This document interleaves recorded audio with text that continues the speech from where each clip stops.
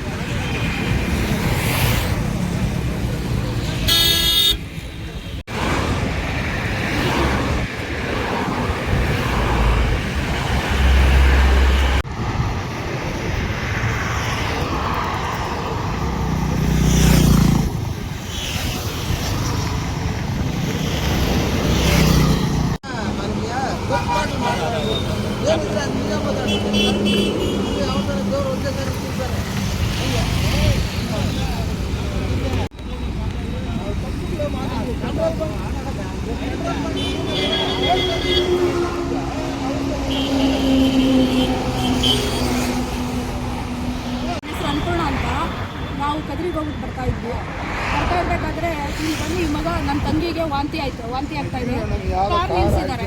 ನಾವು ಹಿಂದೆ ಬರ್ತಾ ಇದ್ದವ್ರು ಕಾರ್ ಏನು ಮಾಡಿದ್ವಿ, ಯಾಕೆ ಇವ್ರು ನಿಲ್ಸಿದ್ದಾರೆ ಅಂತ ಮುಂದೆ ಹೋಗಿ ಕಾರ್ ಹಾಕಿದ್ವಿ. ಆಗ್ಬಿಟ್ಟು ಬಂದು ಮಾಡಿದ್ರೆ ವಾಂತಿ ಬರ್ತಾ ಇದೆ ಅಂತ ಹೇಳಿದ್ರು. ನಾವೆಲ್ಲ ಸೈಡ್ ನಿಂತಿದ್ವಿ. ಅವ್ರ್ಯಾರ ಇಲ್ಲಿಂದ ಬಂದು ಬುದ್ಧಿ ತೇಟಿಗೆ ಅವರು ಪಾಪ ಬಿದ್ದೋರು ನನ್ನ ಮೈದ ಬಿದ್ದೋಗಿ ರಭಸಕ್ಕೆ ಏನು ಅಲ್ಲಿಂದ ಇದಾಗಿ ಬಂದುಬಿಟ್ರು.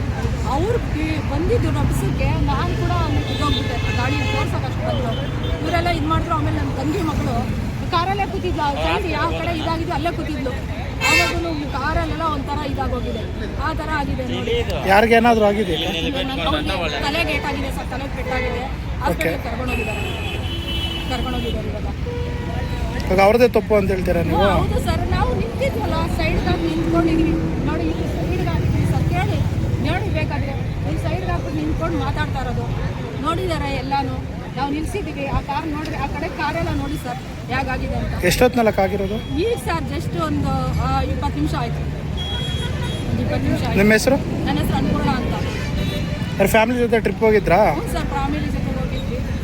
ಹೋಗಿ ಬರ್ತಾ ಇರಬೇಕಾದ್ರೆ ಹೀಗಾಗಿದೆ.